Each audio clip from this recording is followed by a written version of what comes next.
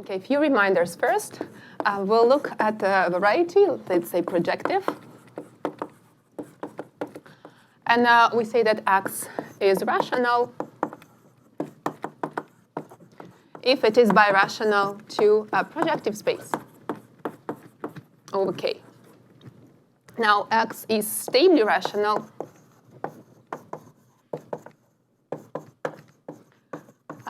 if a product of X with a projective space of certain dimension is rational. Okay, so in this talk, I want to consider the case when K is not algebraically closed. I'm going to put here some things I want to stay on the blackboard throughout the talk. And in this case, I will assume that X is rational over K bar. Okay, then the question is whether it is rational over K. And we'll look at the easiest, in a way, example of non-closed fields, the field of real numbers. Okay, and more generally, real closed fields, in particular by R, I will denote the Puiseux series field, so that's this field. Okay. Now, when we are over the reals, there is some topological invariant, which is the number of connected components of the real locus. So when X is smooth projective, stably rational, then this real locus is connected. So it's natural to ask whether this is enough to detect rationality. So here's the guiding question. For a geometrically rational variety, if the real locus is connected, do we have that X is stably rational?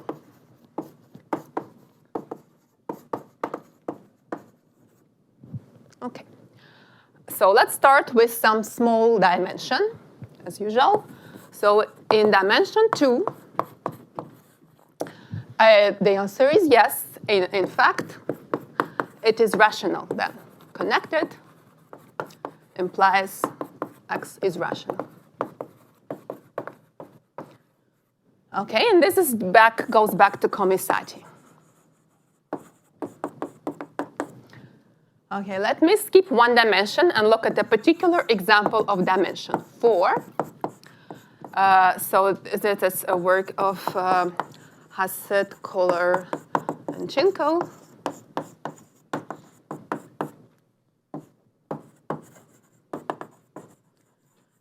So if you look at X as smooth intersection of two quadrics,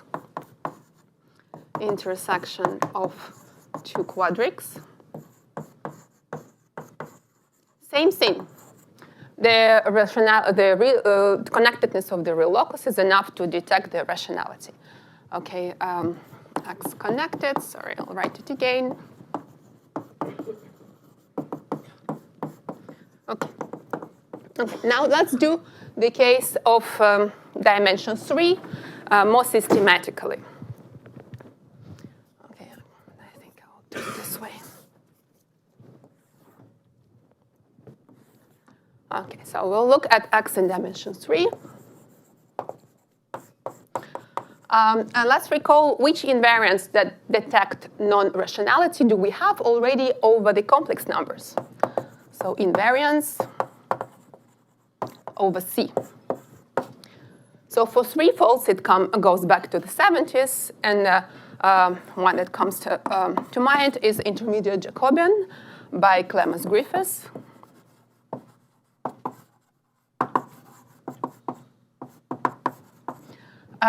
So there has been a lot of developments over R and over other non-algebraically closed fields, which define the intermediate Jacobian obstruction, torsor obstruction.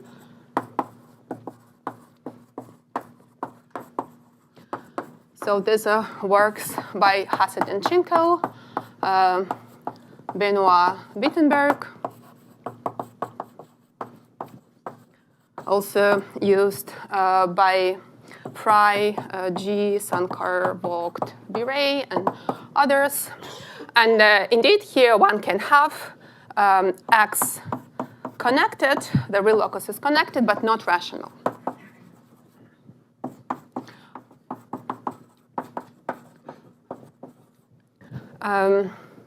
However, this invariant does not say anything about stable rationality. Okay, let's look at other invariants. So the first and second, which comes in mind over C, is the example of Artin and Mumford. These are some conic bundles. And they use, so let me put it this way, the Brouwer group. So we will talk about the Brouwer group and also higher Brouwer groups, so higher analogs later in the talk. And the third is rigidity. So this is rigidity invariant in Iskovskih-Manin. Okay, also coming later today. Okay, so now let's choose our examples. So let me do it here.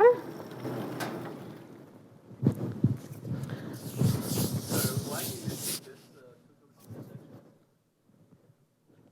Oh. I mean, why is this? Why did they take this as an example? Well, because it's a natural example of, in a way, like easy varieties. And yeah, so you can be interested in cubics, in quadrics, and intersections of the quadrics. Yeah, I think there's a kind of things we like looking at. I'm not sure if, if that's a convincing answer. But, yeah. When you're in the dark, you look under the But there are more things. So here's an example we like looking at. So they're going to be quadric surfaces, so threefolds, quadric surface bundles over P1. Okay, I mean surface bundles. Okay. So we will choose such examples in a way that the intermediate Jacobian torso obstruction does not apply. So that we're going to say something using other invariants. So I put it here. Here's my first example. So here you said that the intermediate Jacobian torso vanishes and. Yes. So in the example that I'm going to look at now, you cannot apply that. Yeah. So either there is no there is no torsors to look at, or the Jacobian is trivial. So that's things like that. Yeah. So this one. Okay. So that's going to be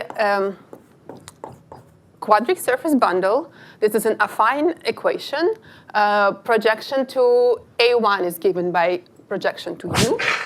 And I'm going to assume that P is positive over the reals. And just for this talk, I'm going to assume that degree of P is 2. But there are results that hold more generally. I will need to introduce additional notation. Delta is a discriminant curve, which is defined by W squared equals V P minus V. So just put it here, and we'll use it later. OK, so this is an example. Again, we came to this because in other quadric surface bundles, you can do something else. You can do intermediate Jacobian torso obstruction and some other things. OK, so this is the one we're looking at. Before I state the results, I need to give you two definitions. Okay. Okay. So first, again, in general, I'm going to take X over K projective, and here is my definition. So X is universally CR0 trivial.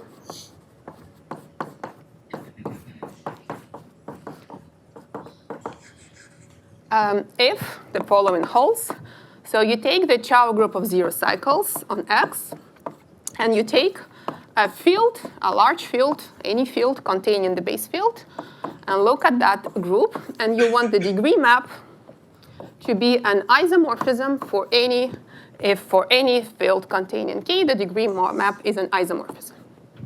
Okay? Now, Okay, if X is smooth, and if I have a point, a rational point, then this condition can be checked on just one zero cycle. This is called the integral decomposition of diagonal.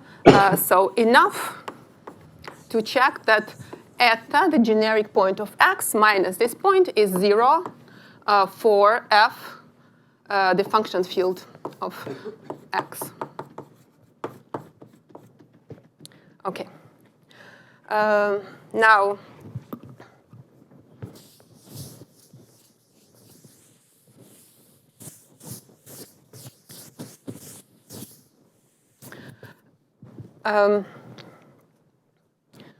if, again, X is smooth and X is stably rational,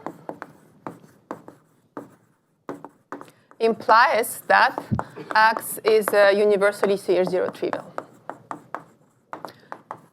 Okay, so this is an abstraction to rationality, then to stable rationality. If we don't have that, it's universally CR0 trivial. Okay, this is one. And the second definition is about this higher analogs of the Brau group. So this is what we're going to do. So these are unramified cohomology of X. And I'm going to take Z-mod 2 coefficients, or sometimes, okay, I'll put it in green, because I don't want to make it precise when I need the infinite coefficients. So let me just put that Z-mod 2 in the talk. Okay, I'm also going to denote it as the invariant of the function field with respect to k. I'm not going to put the coefficients. And here is what you do. Okay, the third time I'm writing hi of the function field. So it's just the Galois cohomology. And now in this field, I want to look at discrete valuations. I'm looking at discrete valuations on the function field. I'm going to assume that they're trivial on the base field. To such evaluation, one can associate the so-called residue map, which goes to, again, Galois cohomology of the residue field. And these maps can be computed explicitly, although there are many of them. And for the unramified cohomology, I'm going to ask that all the residues vanish. Okay, so then, okay, this is just a definition. And now two properties. So first, why am I calling them higher degree analogs of the Brau group? Well, that's because if X is smooth,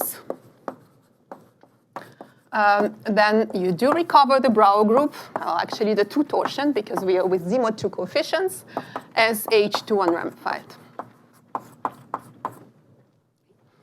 And also, if X is smooth and CH0 trivial universally, then all the unramified cohomology vanish in the following sense. I just get the constants. It's isomorphic to HI of the base field. Okay, so these are all notions that I needed to remind. And now let me first state a technical result and then show you how to apply it to the examples. Okay, so here is a proposition. One, this is joint work with Alena.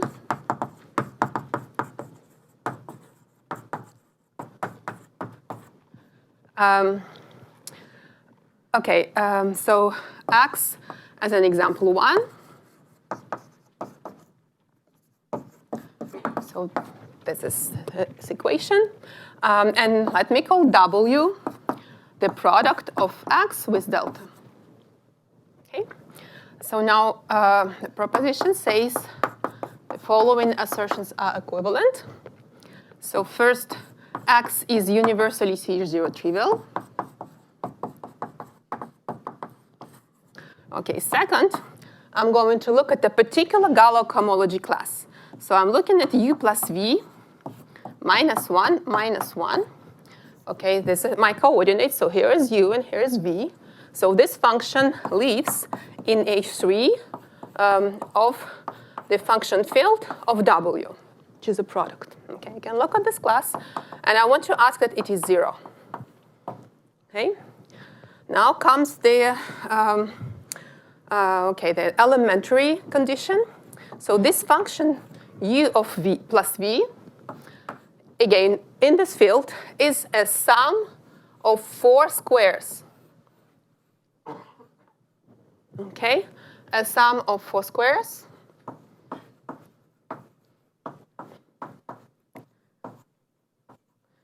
In Rw.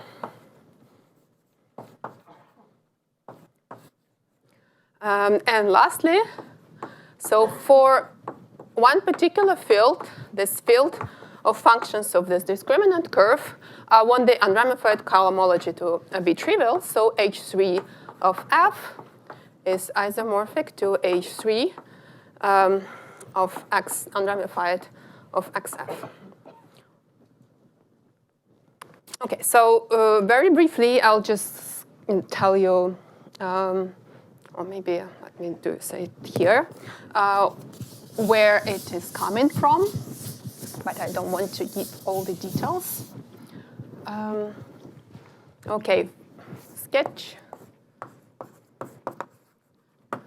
So 1 is equivalent to 2 is standard, and it uses Mercury of Suslen. Or what did I say? 2 equivalent to 3, excuse me. 2 equivalent to 3. Mercury of Suslen for this direction.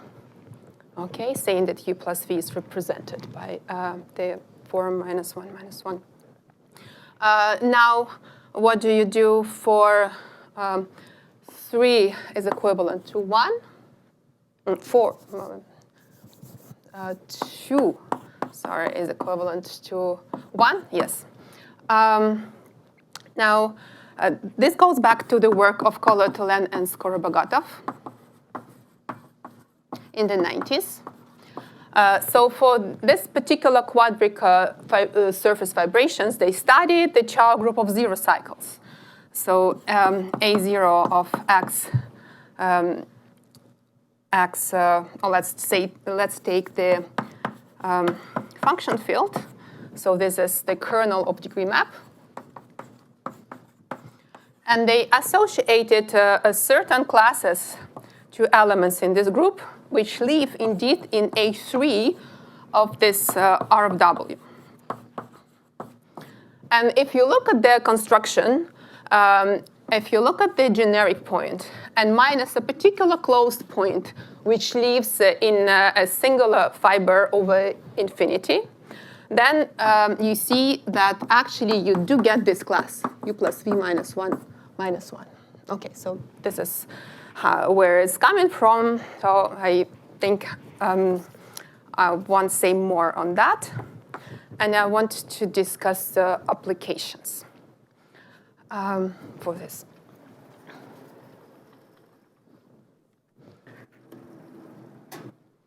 Okay.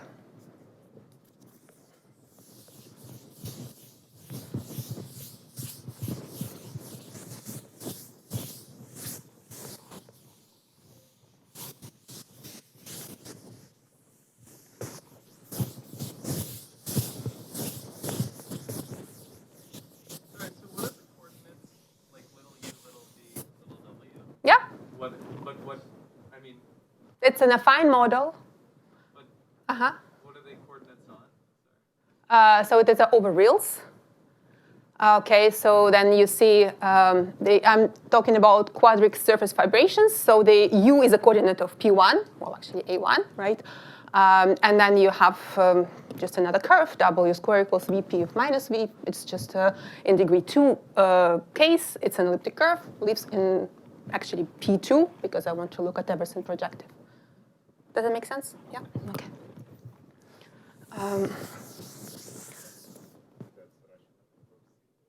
Yes, that's rational over C. Yeah, very good question. Yeah.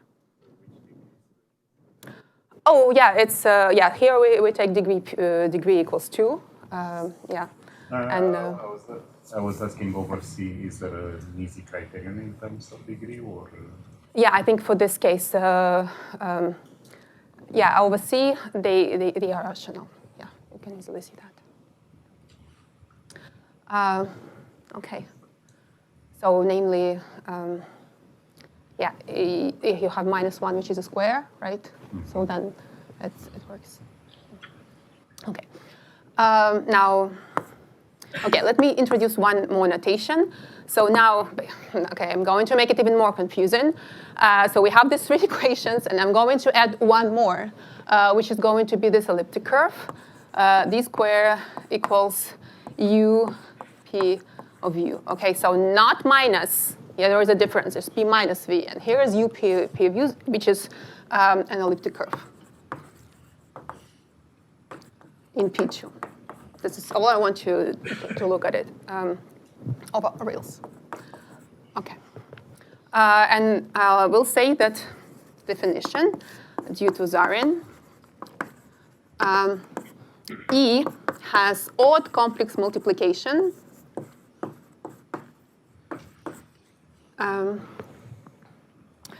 if it has complex multiplication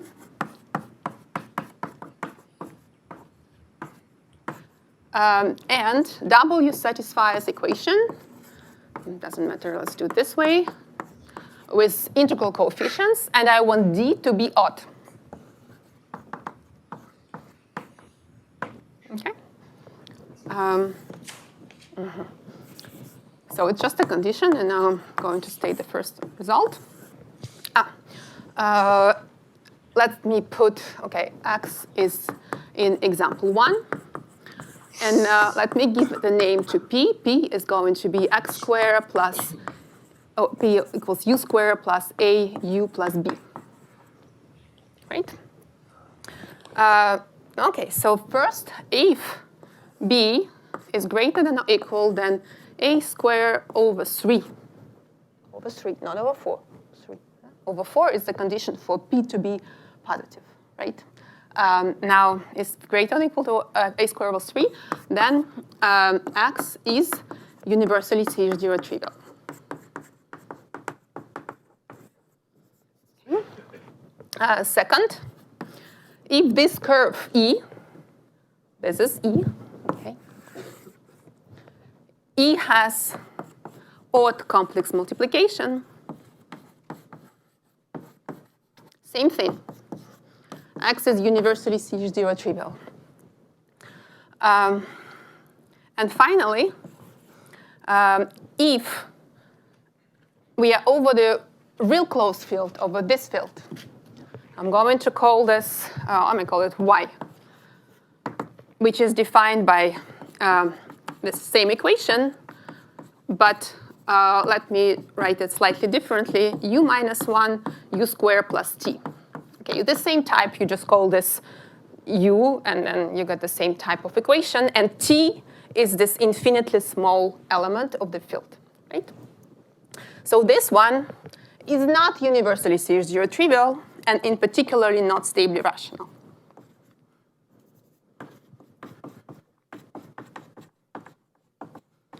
So not stably rational.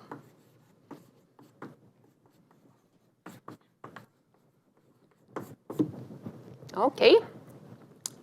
So this first 1 and 2 is joint works with Collier-Telen, and 3 is a joint work with Olivier Benoit.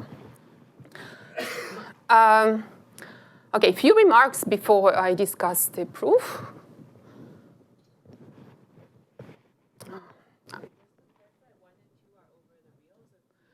The real closed field, that's right. Yes, thank you. Yeah, yeah. So this is over, yeah, well, I think I'll just leave it this way. Okay. It's connected. Yes, it's connected, you can see here. So whenever u is positive, you have points. So the real locus is exactly, like this projection is where u is positive.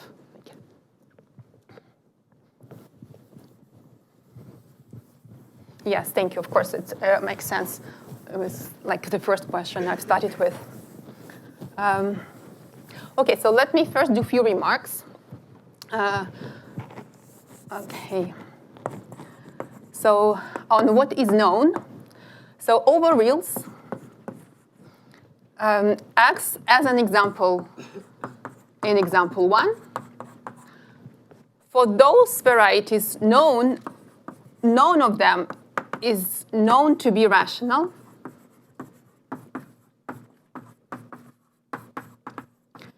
And none of them is known to be not rational. Okay. So we show here that many of them are universally C0 trivial, so they're weakly rational in this sense. But we don't know a single example of this type, whether it's rational or not rational. So, okay, you can say, oh, maybe you need to be smart enough and come up with just a rationality construction for these examples. However, 2 or 3, so third part of the theorem, tells you that there cannot be a rationality construction which just works for all these examples. Okay, so with some work, you can show that there is no single rationality construction. Rationality construction. Why? Well, because what you intuitively want to say that if you had such a construction, then you would be able to apply it over the real closed field, but over the real closed field, it's not stably rational. And you can make it rigorous using the Tarski the principle from real closed fields to the real fields. Okay. Okay. Now, I want to give few examples, concrete examples where this apply. I want to kind of keep both the theorem and propositions, so I keep writing here. So just erase the odd complex multiplication definition.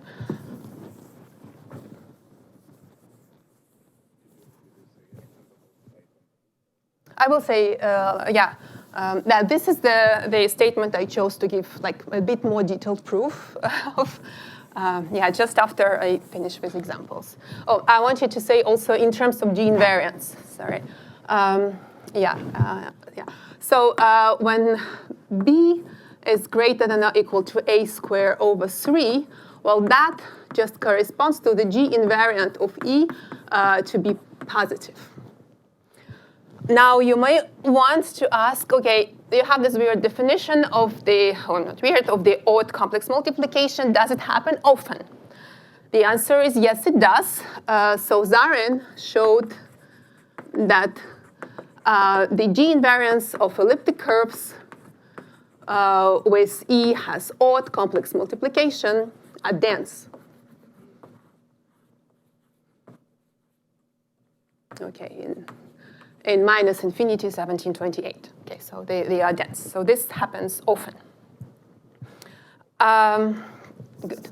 So now examples. So I want to give you 3 examples when like both methods apply, only one, only 2. So if I look at P given by u squared minus 3u plus 3, okay, I'll write it quickly. Then you have a complex multiplication by w squared plus w plus 1 equals 0. So then it has odd complex multiplication. It's going to be odd here. And also the first property holds. So 1 plus 2 apply. Now here is a tricky example we've started with. So this very easy polynomial.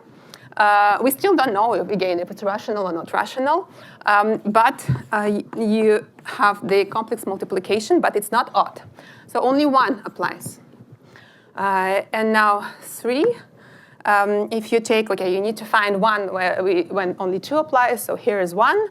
P equals u squared minus 21u plus 112. Okay, then you have w squared minus w plus 2.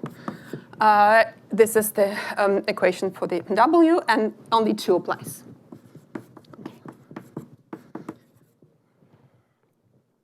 Okay, so it's just to demonstrate that, okay, we need both results. Okay, so now let me tell you a little bit about the proof.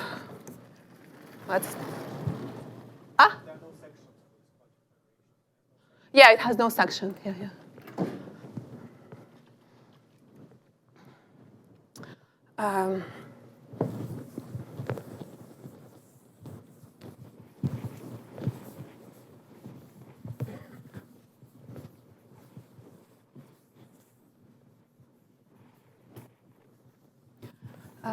Okay. So proof of theorem 1. Okay, the first thing I'm going to give you all the details. And we are going to use, believe it or not, this criterion for sum of 4 squares. Okay, use proposition 1 and parts 3.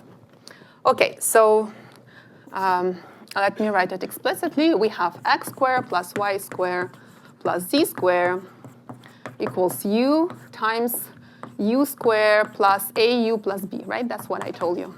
And now we have another equation for delta, which is right this equation. So again, I write it explicitly. W squared equals v squared minus av plus b, right?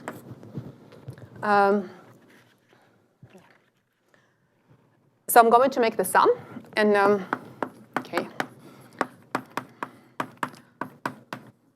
What do I get? I have sum of 2 cubes, so I'm going to factor out u plus v. I have difference of 2 squares. I'm going to factor out u plus v, and here again I'm factoring out u plus v. So that's a good news. And what I'm left with is the from the sum of 2 cubes, I have this remaining term.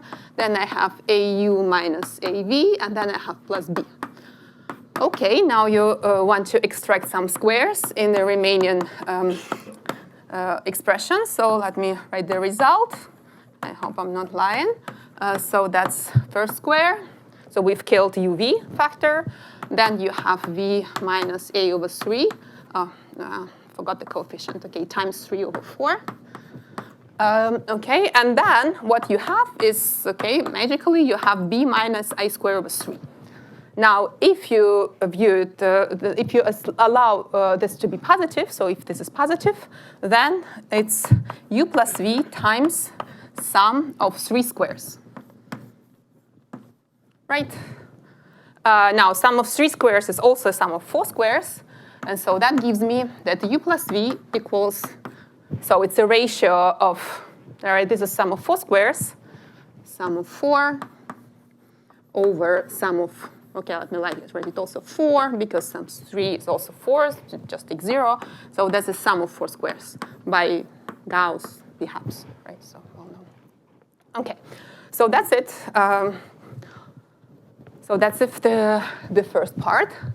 Now I'm going to talk about the second part. Okay, let me switch the blackboards.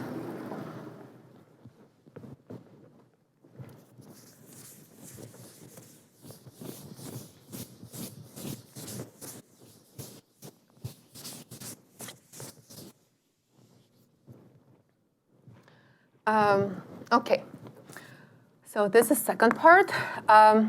So we want to use this fourth criterion. Okay, use proposition 1, 4. Okay, so we're interested in the A3 unramified of XF. Okay, now I have the equation for the variety X, and now I want to look at another structure of a fibration on it in the following way. So I'm going to put d squared at the other side. Okay, and now I want to view it as an affine model of a conic bundle fibration over P2. Okay, so that's going to be, well, actually over A2 less than P2. Okay, where A2 has coordinates UZ. Okay, so then the ramification is the elliptic curve. Okay, so now this is, let's see. Let me just put it a little farther away. Okay, sorry. Okay. So this unramified cohomology was, let me just write it f of x over f. Okay, we looked at valuations on this field, trivial on F. Now I want to look at the generic fiber of this conic bundle, call it Q, the generic fiber over the field R of, F of R of I2. We are over R reals and we'll extend to F. Okay, now this H3 unramified is a subgroup of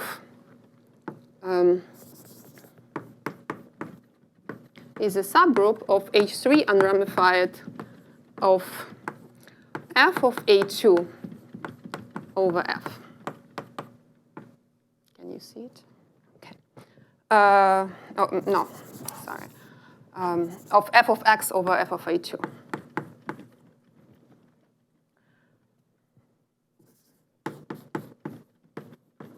F of X over F of A2. Okay, so this is just a way to compute this for the fibrations, right? So these were evaluations on the function field, trivial on F, and this evaluation trivial on F of A2. Okay, this is just the function field then of this conic.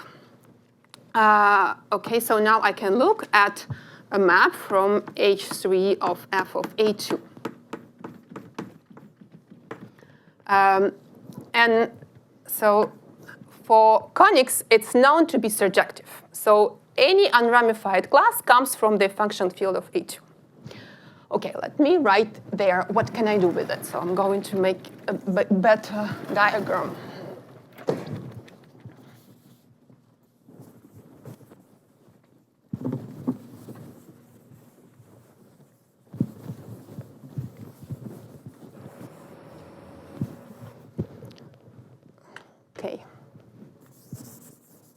Okay, better diagram. H3 unramified F of X over F, as we said, is a subgroup of H3 unramified of F of X over F of A2. And now this, there is a surjective map from H3 of F of A2. Okay, so now I'm looking at the class here. And it comes from some class gamma. Okay, gamma becomes unramified when I push it to F of X. Now, what about F of A2? On this field, I can also look at valuations. So this is just a function field of A2. Okay, so I can look at valuations and residue maps corresponding to curves on A2. Okay, so I'm going to look at and length in H2 of kappa of C. And now, because it's just an affine plane, this map is injective if I quotient by H3 of constants. Okay? So in order for gamma to be non-zero, it has to have some residues. Now the question is where? Where can I allow these residues to happen, given that it actually becomes unramified here? Okay. I think I'll remove this theorem, okay? Not the proposition.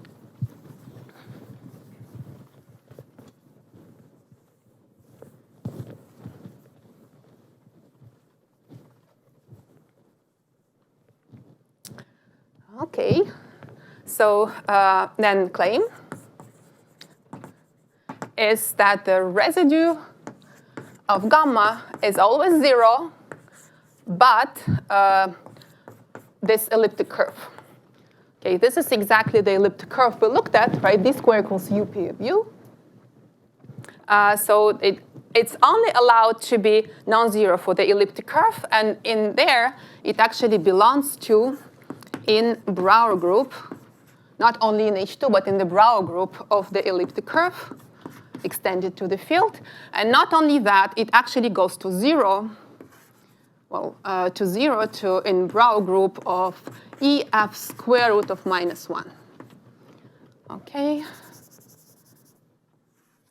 in kernel of this map. Okay, this is because if you add square root of -1, it becomes rational. And okay, so now you write the Hochschild-Serre spectral sequence for E, for E and GM. And so that what you get from that, of course, this group is controlled by H1 of P car, H1 of the Galois group of, let me just write it explicitly, f square root of minus 1 over f, which is just Z mod 2, unless you've started already with a field which had minus 1 in there. And then I'm looking at the P car, E over f square root of minus 1. OK, I have this group. And what it gives you that this group dominates the group I'm interested in. So H3 unramified of xf over the constants. OK, I guess, well, you see that there is a diagram missing, but I've given you all the details. So here we're questioning by the constants, and this is the only residue we're allowed to have. Here I have the injection, and this is controlled by this group. So you put everything together, and that's what you get. And now the last thing you want to say is that if E has odd complex multiplication, then that group is 0. Okay, so you end number 2 by saying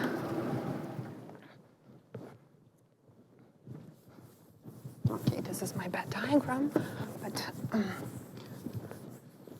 okay. E has odd complex multiplication, just gives you that H1 is 0 for f equals R of delta. Okay. Okay, so that's all I wanted to say for 2. Okay, now for 3, I'll just give you a brief idea, because I wanted to say something more than that. I should have said that this class, U plus V minus 1 we are looking at, which lives in H3. Now I'm going to cheat and put this real closed field. So this proposition I gave you applies to also to real closed fields. And actually, it's unramified. So if you want to show that this class is non-zero, so that would give you that it's not zero trivial, there is a priori no way to show it by just taking the residues. The residues is 0. However, this real closed field, it comes with this variable t. So you can look at, in a way, the central fiber. And this is what we're doing. So the idea is that for any finite level, for any big enough n, or 4 maybe, for big n, then find the evaluation on a blow up. So we'll have to blow up like in a way over the central fiber. Find the evaluation nu over R T 1 over n, nu n, over T equals 0, such that the residue of this class is non-zero. Okay, I wanted to put it in this way because I wanted to emphasize that you need to find different evaluations for like different n's. So it's not like you find one and it works. You really need to have some sort of limit argument. Okay, that's all I wanted to say here. And now I want to come back to my original question, question 1. Oh, I think I can erase. Do you mind I'll erase the theorem? No one minds. Okay.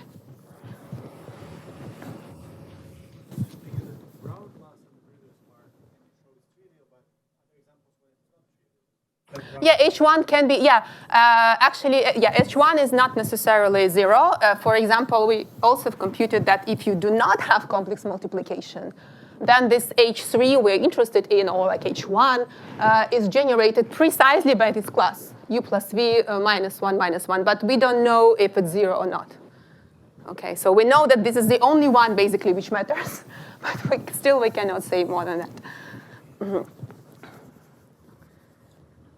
Okay, now back to question 1. Okay, so in the example 1, if you look closer at those vibrations, so this is P1, and this is X. This is an example 1. And so the singular fibers of this quadric surface vibration are cones over 0 and infinity. Now, we can show that this in particular implies that there is no Brauer group, or H2 unramified. Okay.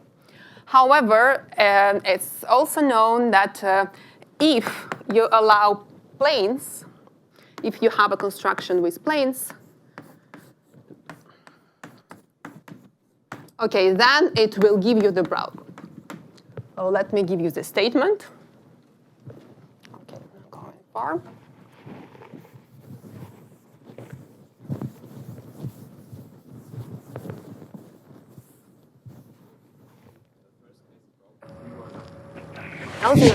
Zero, thank you. Yes, I said 0 and I put non-zero. Yes, thank you. Second case is non-zero. Yes, that now is correct. Okay, sorry.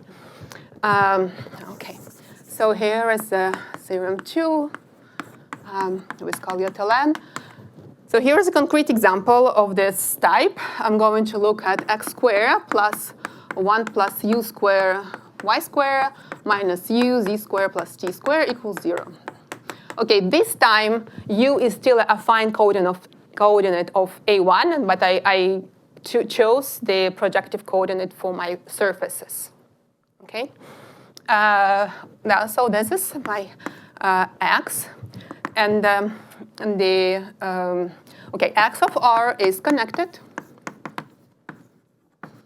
Maybe let me put x tilde for x tilde a smooth model of x, a smooth projective model of x. And I'm going to tell you something about the singularities of x. Okay, H2 unramified of R of x over R is non-zero, and actually it has a class minus 1 u. Okay, it's non-zero. Now, very important here is that x itself is singular, but the real locus is smooth. Okay, so x singular over R is empty, and so I think this is just, well, these are just points, and I think there are 4 points of the singular locus. Okay, so this is what we get for this example, and now because we really like intersections of the quadrics or cubics, so like some sort of like examples in this way, I want to show an application to this classes of varieties we'll look at. It is the first, thank you, yes. It's actually right. It answers negatively to question 1. Yes, thank you. No for question 1. Right, exactly, thank you. And indeed, okay, application.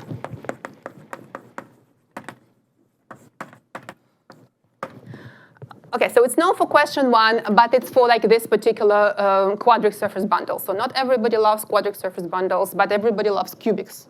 Right? Okay, so let me write the cubic. X is birational to a cubic. So I'm going to put y equals 1, okay, and then homogeneous. I'm going to make this y plus uy cube, and then add it again, right? Y square u square y minus u z square plus t square equals 0. Okay, again, that's a cubic. Let me call it z. Okay, didn't have z before, large z. It's a cubic. Let me call its equation, I'm going to call it h. Again, it's singular, but the singular has no real points. Is empty, equals empty, yeah. Again, it's just points. They're not nodal, I think, but it doesn't matter. So just no real points. Now, how about like other cubics. So you want to deform this to have a smooth cubic. Okay, the usual way, take G a smooth cubic form, cubic threefold, right, over the reals. And now take a parameter deformation.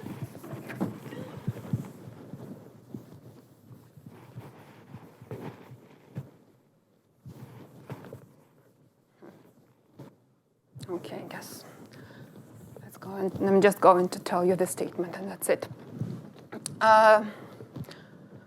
Now I'm going to call x defined by h minus t g equals 0. So this one is smooth, right?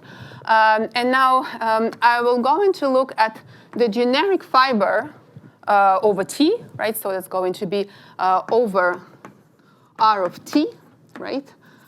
So that's just the generic right, cubic like that. And I'm going to extend it to the piezo series, okay, just by the usual way. And so now here is last theorem. It's a joint work with Alena and Skabia. Okay, well, x eta over the piezo series has connected in the semi-algebraic sense. Real locus is semi-algebraically connected.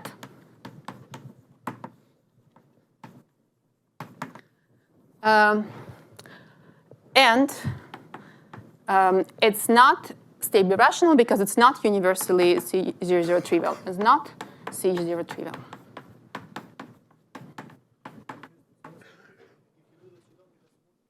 You do. It's a smooth one. Yeah, because G is smooth. And yeah, if it's a it's a threefold. So yes. Over R, over the real closed field. And it's not...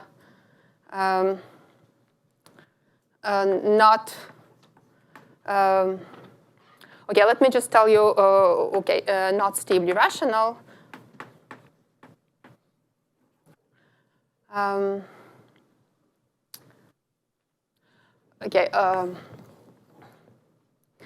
X eta of R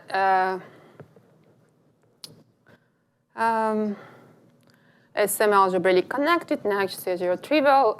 Yeah, I'm a little bit confused here, but let me just say that, because I think I'm over time, so let me just say that few things that it's semi-algebraically connected. You do it's the Ehresmann.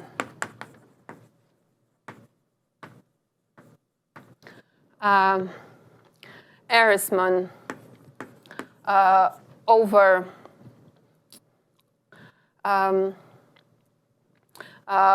so in the version which I want to do is Costa-Sciotta.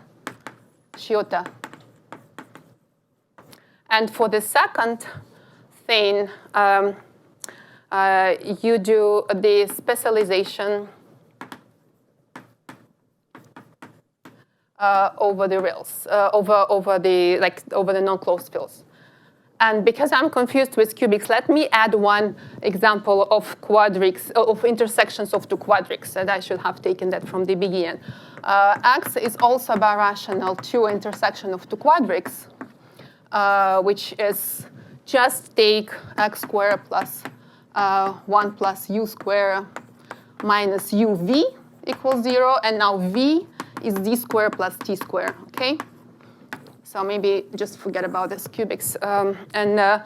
So this is the intersection of two quadrics. And again, you can take G to be also another equation for intersection of two quadrics. And this way you get, okay, maybe, I'm not sure, I'm confused here. So 1 and 2, right? So in the same argument we'll have. So then in particular, you will have, that's the last thing I'm writing here. No for question 1 for intersection of two quadrics over the real closed field R. Okay. However, so it's not stably rational, but we don't know if it's true for over the reals. Okay.